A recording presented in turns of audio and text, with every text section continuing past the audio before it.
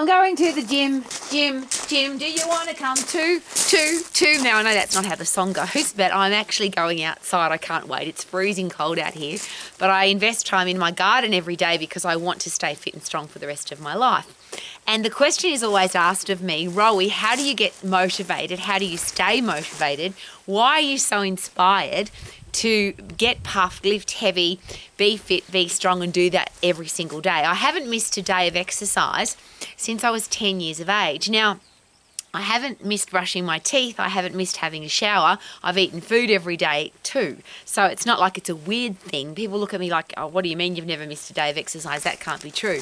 Well, it is. Interestingly, from the age of 10 to 13, my exercise program was ridiculous because it was a waste of time. I was on the floor doing sit-ups and side leg raises and donkey kicks and things that didn't work. And then I started exercising in the upright position, which was awesome. And that's why I became a personal exercise coach, or I became somebody who was dedicated and motivated for the rest of my life to help other people to be healthy, fit and strong, because I got that endorphin rush of getting puffed. I got that dopamine and serotonin rush of getting puffed, lifting heavy, feeling fantastic. Now, that happened when I was 13. Now that I'm a very old lady, exercise is not just, or getting puffed and lifting heavy is not just a part of my life. It's built into my life. I never miss a day. And it's not unusual. And I want to share that with you again, because I'm sure that you have eaten food most days, if not every day. You've had a shower most days, or had some kind of cleansing arrangement happening most days, if not every day.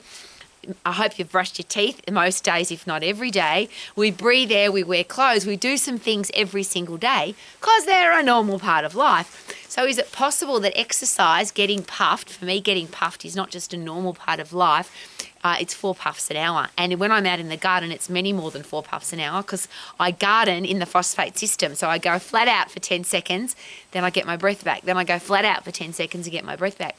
Why am I sharing that with you? Because people don't just ask me, how do I stay inspired to be exercise, to be fit and strong?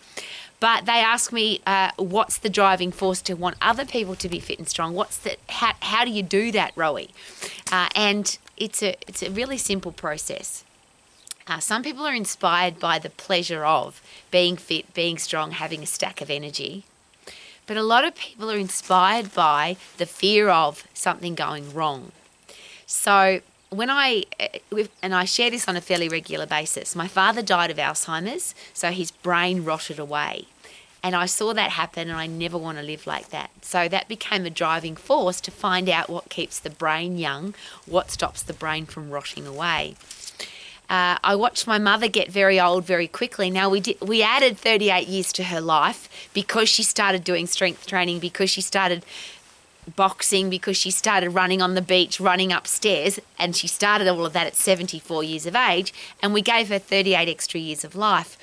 But the quality of life for my mother from 50 to 74 around about was horrible. And I just figured that old people needed to get old. And if you age chronologically, your body's going to get old. Well, isn't it exciting that that doesn't have to happen? And regardless of what age you are, your body will waste away, rot away, get older really fast if you don't maintain it. But the reverse, if you maintain it, you can stay fit and strong and healthy and active and do all the things that you want to do until the day you die. And that day could be 100, 110, 120 now. And I think with technology and all the stuff that we now know about staying strong, the anti-aging experts, I'm getting excited, are suggesting that we could live as long as 100, 120, 140, 160 if we stay strong. So how do we motivate people to do that? And if you're in the position like I am, where you want the people in your family to be healthy, fit and strong, the people that you care about, you would like to age beautifully and with great quality, or you'd like to stay fit and strong for a long time, how do we motivate people to do that? And I did touch on that because it's interesting. How do you feel if you don't brush your teeth for 3, 4, 5 days? I hope you never know the answer to that, but how do you feel if your teeth are dirty and furry and you've got bad breath?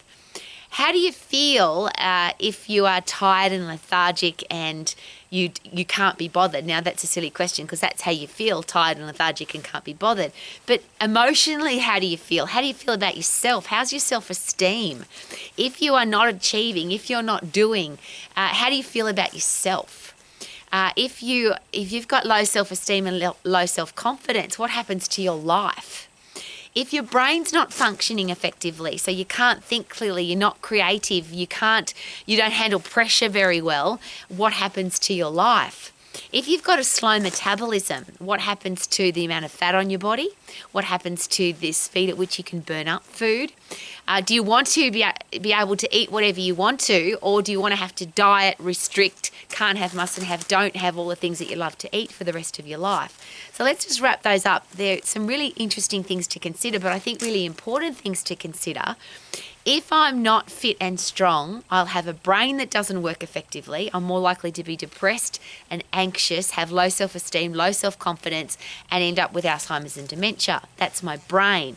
What does the brain control? If I don't have a fit, strong, healthy brain, I don't have the firing mechanism for everything else in my body. So my bones waste away, that's osteoporosis. My muscles waste away, that's sarcopenia, rotting of the flesh. I say that with much passion and enthusiasm because I just think it sounds disgusting, and it is. But it doesn't have to happen, because if you get sarcopenia, if your muscles waste away, then you get a slow metabolism. So the food that you put in at 20 gets burnt up much slower at 30, much slower at 40, much slower at 50. So you have to either eat a hell of a lot less, restrictive dieting, or you just get fatter and fatter. And that doesn't have to happen, but it does if you're not fit and strong. Your teeth rot away. You might brush your teeth, but your teeth are part of your skeleton. And your skeleton, if you don't have strong muscles pulling on strong bones, that will waste away really quickly. So you've noticed that old people end up with false teeth, or teeth that just fall out and they don't bother replacing them, or they have massive challenges with their teeth because they haven't kept a strong skeleton. And of course, with a strong skeleton not only comes beautiful teeth, strong teeth that last long and look good, but then you get this bad posture, because obviously if you don't have strong muscles holding up strong bones, then you get bad posture. You also get a really crappy immune system because your immune system's built inside your bones. So why is it that old people get sick? And one of the biggest things that old people die of is pneumonia, which is your body's inability to fight off a cold or a flu, which ends up being pneumonia. And then a lot of old people die in hospital with pneumonia because their immune system's busted and broken. And I've seen that happen to too many people, and I just decided I don't want that to happen to me. I want to be able to fight germs, bugs, viruses and diseases. How about you? So when you've got a strong immune system, if a bug gets into your body, you'll get rid of it really quickly. So you'll vomit it out or poo it out or both really fast. If you get hit by a bug or a virus that everybody else is getting, you probably won't get it because your body will fight it off. You have an innate immune system and you have an adaptive immune system. There's two parts to our immune system. So we're born with a body that can fight germs, bugs, viruses and diseases. And then if a new one comes along, once we get that into our body, you build up an immunity to that and you can fight that as well. That comes from a fit, strong, healthy body. So my immune system's strong, my digestive system's strong, my muscles and bones are strong, skeletal and muscular system. My central nervous system's strong, my endocrine system, my hormones are really strong. So I'm a woman, so I'll just come at you from a female perspective. If I've ever hear people share with me, I've had challenge with my periods, with my pregnancy, with my emotion, with my menopause, with weight gain, all the things that women seem to talk about being related to being a woman. Is it possible that those things have got nothing to do with being a woman? Now, of course, having a baby and menopause are women's things. But if I'm fit and strong, is it possible that I won't go through the hassle of those women's things? So I'm very proudly share on a regular basis, because I've been exercising for so long and because I've been fit and strong all of my life. My period situation for my entire life was just a simple process. I haven't had any children, so I don't know, but I've trained and changed hundreds of women's lives when it comes to pregnancy, because when you're fit and strong, you obviously have an easier pregnancy, you have an easier birth, you handle the new person that's come into your life where you're not sleeping and your whole system changes physically on the inside and your whole lifestyle changes. When you've got a fit, strong body, is it possible that you deal with all of those things so much better? Isn't that exciting? So I've trained women who have had their first or second pregnancy without me as their coach.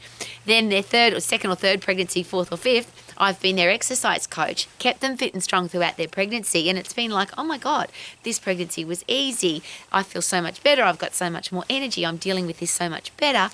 And I've trained women who've never had a baby, gotten pregnant, and actually these are the words that they share with me and with everyone else in their family. What's the big deal? This having a baby thing was easy. I'm fit and strong and energetic and my body works really well. And is it possible that as a female, our body is designed to have babies? That's what, if you just look at the pure reason why humans exist.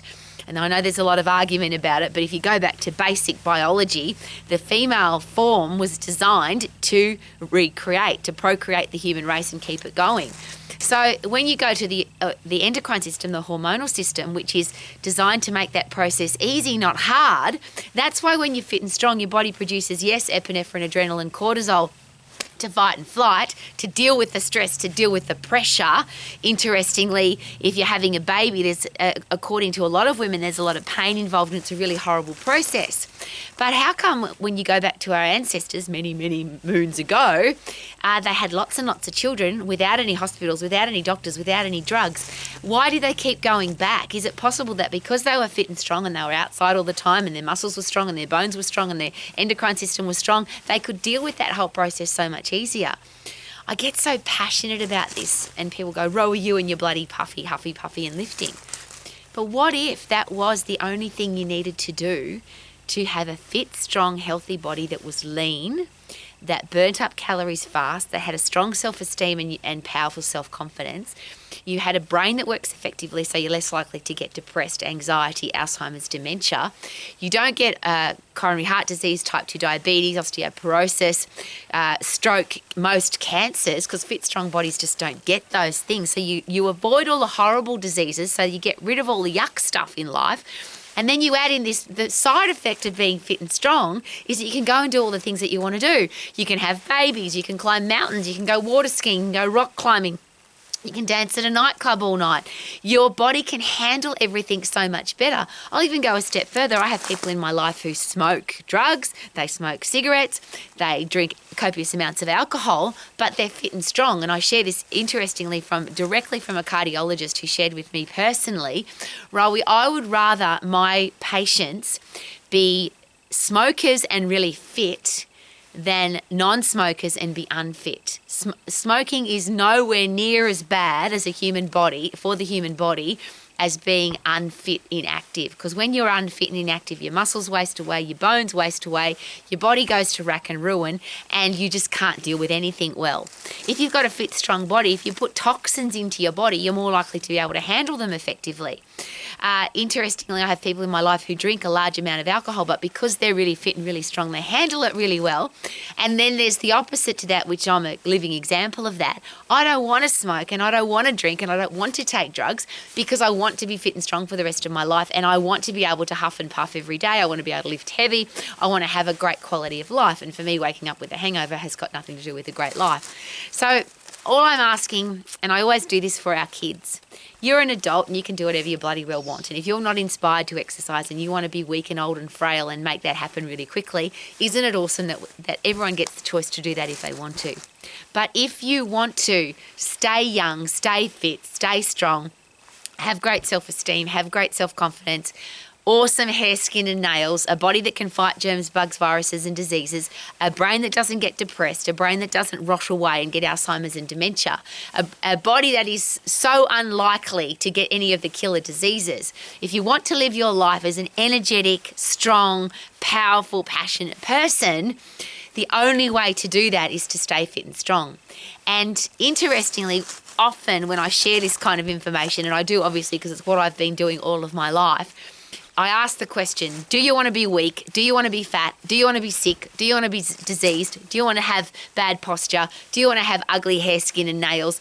Do you want to have a body that can't fight germs, bugs, viruses and diseases? No one's ever said to me, yes, Rowie, that's how I want to live my life. Everybody has shared with me that they do want to have great quality of life. They want to be in great shape, look good, feel good, have a stack of energy. Well, it's pretty simple. Get fit, get strong, which is get puffed, overload your heart and lungs. Get strong, overload your muscles and bones. Both of those overload the endocrine and central nervous system. All of that works together to give you a strong and powerful and fit, healthy digestive system, hormonal system, central nervous system, skeletal and muscular system, cardiovascular and respiratory system, immune system and digestive system. The whole human body works so much. Well, it works. If you're fit and strong, it works. If you're not fit and strong, it breaks down really fast and you get old and fat and sick and weak really fast. And that is a choice. And I always ask that question, what do you choose? But what do you choose for our kids? So if you're a parent, a teacher, a coach, a boss or a leader, the question is always, what do you want for our kids? And our kids don't listen to what we say, they watch what we do. So if we're fit and strong, and as a grandma, as a great grandma, I'm fit and strong, and that's not going to happen for me, but I'm as old as a lot of people's grandparents and great-grandparents now, and it's sometimes really embarrassing because I'm fit and strong and do so many things that teenagers do, but their parents can't do it, their grandparents can't do it, their great-grandparents can't do it because they've let themselves get old. Well, I don't want to do that. How about you? I want to be the living, breathing example that you can be healthy, fit and strong for the rest of your life, regardless of how old you are now. So as I always share with my mother, she was 74 before she started using strength training, boxing, sprinting, overloading her muscles and bones as a way to stay young and strong.